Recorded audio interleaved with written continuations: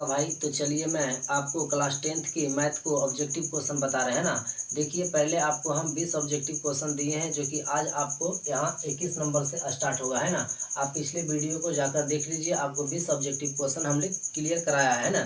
21 number से आप देखेंगे 2024 में जो भी बोर्ड एग्जाम देंगे उनके लिए काफ़ी महत्वपूर्ण होगा है ना, जो कि आपको बारी बारी से सभी क्वेश्चन को समझाया जाता है ना। चलिए देखिए यहाँ ध्यान से क्वेश्चन नंबर 21 आपको क्या कह रहा है, देखिएगा ध्यान से, आपको हम सभी क्वेश्चन को सिखाएंगे अच्छे तरीके से। कह रहा √3 है, यानी √3 क्या है। ऑप्शन में दे रखा है परिमेय संख्या, प्राकृत संख्या, अपरिमेय संख्या, इनमें से कोई नहीं। तो आप जानते हैं √3 कौन सा संख्या अपरिमेय संख्या है। क्यों अपरिमेय संख्या है? क्योंकि √3 का पूरा पूरा वर्गमूल नहीं निकलेगा है ना, √3 बाहर नहीं निकलेगा, इसलिए एक अपरिमेय संख्या है। तो आप यहाँ आपका ऑप्शन हो जाएगा सी नंबर है ना, समझ पाए। चलिए क्वेश्चन नंबर 22 देखिए, कह रहा 2 और 10 और 20 का लासा और मासा का अनुपात बताइए। देखिए हमने डायरेक्ट भी बना सकते हैं कि 2, 10 और 20 का लासा 20 हो जाएगा और आपका मासा 2 हो जाएगा है ना। तो इसको हम काट करके डायरेक्ट इसमें ऑप्शन का टिक कर सकते हैं, लेकिन आपको समझ में नहीं आएगा कि हम कैसे बनाए है ना। तो 2, 10 और 20 का देखिए ध्यान से, यहाँ 2 होगा और 10 है और कितना है 20 है।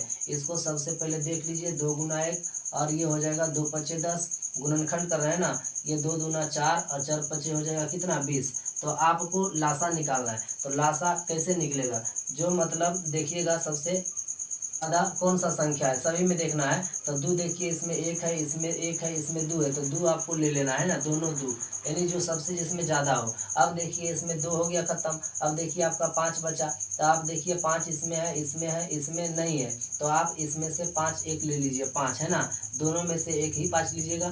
तो 2 दूना 4, 4 पचे कितना हो जाएगा 20 हो जाएगा आपका, यानी लासा हो गया 20, समझ पाए। अब मासा निकालना है, मासा उसी को कहेंगे जो सभी में होगा। तो बाकी ये सब नहीं होगा क्योंकि सभी नहीं मिल रहा है ना। तो इसको आप क्या बोला आपसे कि लासा और मासा का अनुपात। देखिए लासा पहले बोला तो लासा पहले लिखे, मासा बाद में बोला बाद में लिखे है ना, काट दीजिए, 10 दूना हो जाएगा 20, यहाँ 10 हो गया, यहाँ कुछ नहीं तो 1 होगा है ना। तो आपका 10 अनुपात कितना हो जाएगा 1 हो जाएगा, जो कि ऑप्शन नंबर आपका बिल्कुल भी सही होगा। ऑप्शन नंबर में ए को इसी को उलट दिया है ना, इस गलती नहीं कीजिएगा, यानी मासा और लासा का पूछ दिया है। मासा लासा पूछता तो आपका 1:10 हो जाता, लेकिन आपसे लासा मासा पूछा है तो आपका ऑप्शन नंबर बी होगा 10:1, समझ पाए। चलिए क्वेश्चन नंबर हम लोग 22 की देख लिए, 23 की ओर बढ़ते हैं ना। कि 6, 8 और 22 का लासा और मासा का अनुपात है, यानी इसका भी लासा और मासा का अनुपात पूछा है ना। तो आप कैसे निकालिएगा लासा मासा, सबसे पहले इसको अभाज्य गुणनखंड कर दीजिए, यानी 6 का, 8 का और 22 का। ध्यान से सीखिए समझिए। 6 को हम कैसे कर सकते हैं, 2 गुना 3, 2 तिया 6 हो जाएगा। 8 को कीजिएगा 2 दूना 4, 4 दूना 8। 22 को कीजिएगा 2 गुना 11, यानी 11 दूना 22 है ना। आपको लासा पहले पूछा तो लासा निकालिए, लासा निकालिएगा। देखिए 2 इसमें 1 है, इसमें 1 है, इसमें 1 है ना। देखिए इसमें 3 को 2 है, तो जो सबसे ज़्यादा रहे उसी को आप ले लीजिए है ना। तो यहाँ पर आप ले लीजिए 1, 2 और 1, 3, 3 को 2 हो गया। अब 3 देखिए इसमें 1 है तो आपको 3 भी लेना है ना, और यहाँ देखिए 11 है तो आपको 11 भी ले लेना है, यानी सभी संख्या को ले लेना है ना। चलिए ध्यान से देखिए, अब गुना कर दीजिए, यानी 2 दूना 4, 4 दूना 8, 8 तिया 24 हो जाएगा। जब 24 गुना 11 कीजिएगा तो कितना होगा, कर लीजिए गुना, यानी 24 गुना 11 कीजिएगा है ना। 4 एकाई 4, ये हो जाएगा 2 एकाई 2, ये 4 एकाई 4, 2 एकाई 2 हो जाएगा, यानी 4 हो जाएगा, 6 हो जाएगा 2, यानी 264 हो गया है ना। लासा आप कह सकते हैं कितना निकला, 264 निकला, समझ पा रहे हैं। अब आपको मासा निकालना है। मासा आपको कैसे निकालना है, देखिएगा 3 संख्या है तो तीनों में जो संख्या मिलेगा वही मासा होगा। तो देखिए इसमें क्या मिल रहा है, इसमें 2 मिल रहा है ना, जो कि तीनों में है। तो आपका मासा बताइए कितना हो गया, ध्यान से समझिए। तो मासा आपका 2 हो गया। ये आपको नहीं सोचना है कि हम सब्जेक्टिव की तरह से बनाकर आपको मतलब समय को बर्बाद कर रहे हैं, ऐसा नहीं। आपको हम इसलिए करते हैं कि आपको क्वेश्चन समझ में आ जाए, ठीक है ना। ऐसा नहीं कि आपको आए और क्वेश्चन देखें और ऑप्शन को टिक कर दिए चले गए, है ना, ऐसा नहीं करना है। आपको समझाना और सिखाना है। ध्यान से देखिए, तो लासा आपका 264 निकला, मासा कितना निकला, 2 निकला। अब आपसे पूछा है पहले देखिए लासा और मासा, तो पहले लासा लिख लीजिए, 200 कितना हो गया 64 और मासा हो गया 2, है ना। तो 264:2 आपका कहाँ है ऑप्शन में, ऐसा नहीं है। तो नहीं है तो देखिए कट रहा होगा, काट दीजिए। 2 से देखिए कट रहा है कितना बार में, 132 बार में है ना। तो यहाँ हो गया 132, यहाँ हो गया 1, तो आपका हो जाएगा ऑप्शन 132 अनुपात कितना 1, जो कि कहाँ है, तो आपका ऑप्शन नंबर ए में बिल्कुल सही है, समझ पाए। चलिए क्वेश्चन नंबर 24 की ओर बढ़ते हैं। लिखित में से कौन अभाज्य संख्या है ना, तो अभाज्य संख्या आप किसे बोलेंगे, किसे कहेंगे अभाज्य संख्या, जो संख्या एक से एवं स्वयं से कटे हुआ अभाज्य कहलाएगा, है ना। यदि एक एवं स्वयं के अलावे किसी दूसरे संख्या से भी कट जाए यानी विभाज्य हो जाए तो वह भाज्य संख्या कहलाता है। तो बताइए 15 देखिए किससे कटेगा, 15 3 से भी कटेगा, 5 से भी कटेगा और 15 से भी कट जाएगा। तो एक से भी ये देखिए कट रहा है ना, तो एक एवं स्वयं के अलावा एक से तो कट रहा, 15 से भी कट रहा और इसके अलावा अलग संख्या से कट रहा है, तो भाज्य हो गया, भाज्य नहीं हुआ, है ना।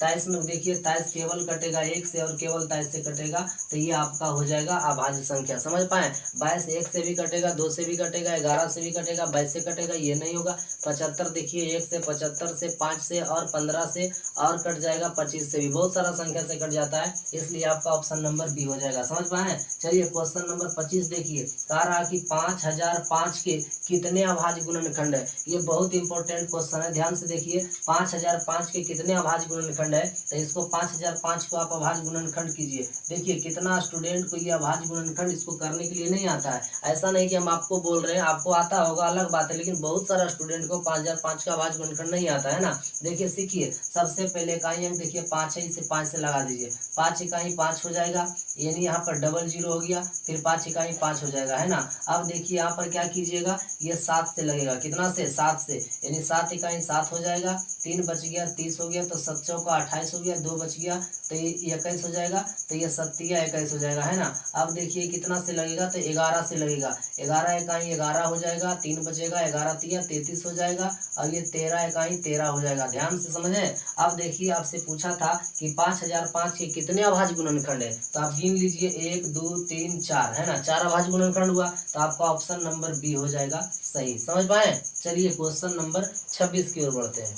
96 का अभाज्य गुणनखंड क्या होगा, यानी 96 का अभाज्य गुणनखंड क्या होगा, यानी कौन सा रूप होगा, सही है ना। तो सबसे पहले आप क्या कर लीजिए, 96 का अभाज्य गुणनखंड कर लीजिए, यानी 2 बार में लग जाएगा, 4 दूना 8, 8 दूना 16 हो जाएगा, 2 बार में 24 दूना 48 हो जाएगा, 2 बार में 12 दूना 24, समझ रहे हैं ना, 6 दूना 12 हो जाएगा, 3 दूना 6, 3 इकाई 3 हो जाएगा, यानी ये बच्चे लोग को पढ़ाया जाता है अभाज्य गुणनखंड। आप भी बच्चे हैं, क्लास 10 के बच्चे होते हैं ना, चलिए समझिए ध्यान से। अब यहाँ पर देखिए 2 कितना बार है, 1 2 3 4 5 बार आया, तो 2 के पावर आप 5 लिख सकते हैं, और 3 आपका एक बार आया तो 3 लिखिए, तो 2 के पावर 5 गुना 3 आपका कहाँ है, 2 के पावर 5 गुना 3, देखिए आपका ऑप्शन नंबर सी बिल्कुल सही हो जाएगा, समझ पाए। चलिए क्वेश्चन नंबर 27 देखते हैं।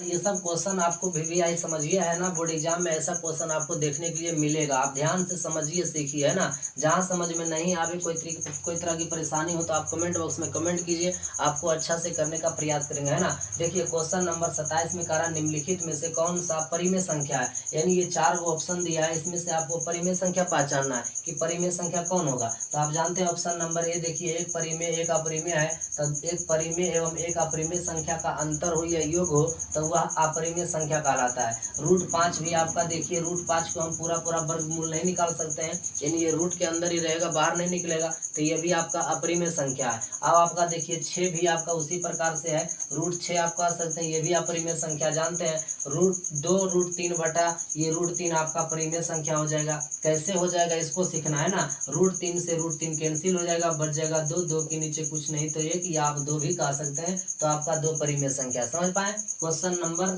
27 का आपका सी हो जाएगा। चलिए अब देखिए 28 नंबर, सबसे छोटा भाज्य, इसको आप समझिए, है ना, सबसे छोटा भाज्य संख्या और छोटी अभाज्य संख्या का मासा कितना होगा। कभी आपसे मासा पूछेगा, कभी लासा पूछेगा, या तो कभी गुणनफल पूछेगा, कभी भागफल पूछेगा, तो आपको सबसे छोटा भाज्य और सबसे छोटा अभाज्य के बारे में जानकारी होना चाहिए। आप जानिए भाज्य किसको कहते हैं, जो संख्या एक एवं स्वयं के अलावा किसी दूसरे संख्या से कटे भाज्य कहलाता, और जो संख्या एक एवं स्वयं के अलावा किसी दूसरे से नहीं कटे अभाज्य कहलाता है। तो सबसे छोटी भाज्य संख्या जो होगा वह 4 होगा। ऐसा कि नहीं कि आप 2 बोल देंगे, 2 नहीं होगा, 2 केवल 1 से कटेगा और 2 से कटेगा, है ना, बस, और किसी से नहीं कटेगा, इसलिए यह अभाज्य संख्या है ना। अब यहाँ पर सबसे छोटा भाज्य पूछे तो आपका 4 बताना है, और सबसे छोटा अभाज्य पूछे तो 2 बताना है। तो सबसे छोटा अभाज्य 2 और सबसे छोटा भाज्य 4 हो गया। आपसे पूछा है मासा, तो मासा आपको निकालने के लिए हम बताएं,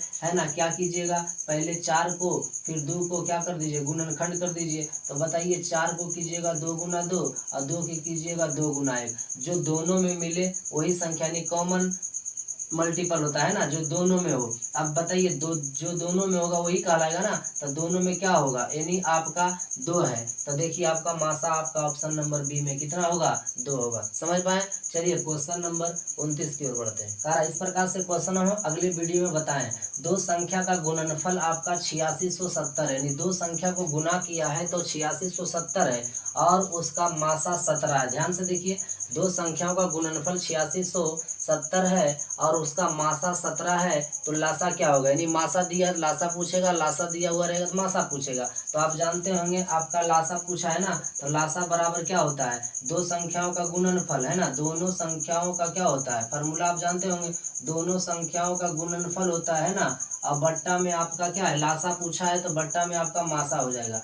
तो दोनों संख्याओं का गुणनफल क्या है, देखिए 8670 है ना, देखिए यहाँ दिया हुआ है दोनों संख्याओं का गुणनफल 8670। अब आपसे आपसे क्या पूछा, मासा दिया हुआ, मासा कितना है 17, तो आपसे लासा पूछा है तो आप भाग दे दीजिए, यानी 17 पचे 85, यानी आपका 5 बार में कटा 1 बच गया, तो 17 का 17, 0 है तो 0, यानी 510 बार में आपका कट गया। बताइए ऐसा ऑप्शन कहाँ है, तो ऐसा ऑप्शन आपको देखिए डी नंबर में है। समझ पाए। चलिए आप क्वेश्चन नंबर 30 देखिए, है ना। क्वेश्चन नंबर 30 में कह रहा है कि दो परिमेय संख्याओं के बीच, यानी दो परिमेय संख्याओं के बीच कितनी परिमेय संख्या हो सकती है, यानी दो परिमेय संख्या, आप कोई भी संख्या ले सकते हैं। चलिए 4 ले लिए और आप एक ले लीजिए 5, दोनों के बीच में कितना परिमेय संख्या हो सकता है, आप इसके बीच में आप बोलिएगा तो बहुत सारा परिमेय संख्या हो सकता है ना, दो परिमेय संख्या के बीच। अब बताइए 5 4 कितना हो गया, 5 4 आपका जोड़ दिए 9, तो 9 भी एक परिमेय संख्या है। अब यहाँ 9 उठा लीजिए और 4 ले लीजिए, तो 9 4 13, ये भी परिमेय संख्या है। 13 ले लीजिए और 5 ले लीजिए, तो 13 5 18, ये भी परिमेय संख्या है। यानी जोड़ के गुना करके बहुत सारा तरीका से निकाला जाता है ना, ऐसा नहीं कि दो परिमेय संख्या 4 5 जोड़ दिए आपका 9 आ गया तो आप नहीं मानेंगे, ऐसा बात नहीं है। देखिए 4/1 प्लस 5/1 कीजिएगा, 1 का लघुत्तम 1, फिर 4 + 1 यानी 5 4 9/1, फिर उसी प्रकार से आया। या परिमेय संख्या किसको कहेंगे, मान लिया जाए आप ले लीजिएगा 5/4 और एक ले लीजिएगा 6 कितना, मान लिया जाए 2 ले लीजिएगा, तो ये परिमेय संख्या है। अब इसको बीच में फिर जोड़िएगा ही ना, 4 2 का एलसीएम क्या होगा, 4 होगा, 4 इकाई 4, 5 इकाई 5 हो जाएगा, 2 दूना 4, 2 6 दूना 12, 12 5 17/4। देखिए ये भी परिमेय संख्या निकला। बहुत तरीका से परिमेय संख्या निकाला जा सकता है ना, तो आपका ऐसा ऑप्शन कहाँ है, मतलब बहुत सारा निकाला जा सकता है, बहुत सारा यानी बहुत सारा। बताइए 1 2 3, तो 1 2 3 तो नहीं होगा, इससे भी ज्यादा निकाला जाएगा, तो इसका मतलब ऑप्शन नंबर डी हो जाएगा, यानी अनंत परिमेय संख्या निकाला जा सकता है कि दो परिमेय संख्याओं के बीच में कितनी परिमेय संख्या होगी, तो अनंत परिमेय संख्या होगी। समझ पाए। तो आपको हम छोटा छोटा वीडियो के रूप में देते हैं, मात्र 10 क्वेश्चन, इसलिए ताकि आपको वीडियो अच्छा लगे तो कमेंट बॉक्स में कमेंट कीजिए, हम आपको ज्यादा क्वेश्चन देने का प्रयास करेंगे। लाइक कीजिए, अब चैनल पे पहली बार आए तो चैनल को सब्सक्राइब कर लीजिए। चलिए वीडियो देखने के लिए आपको बहुत बहुत धन्यवाद।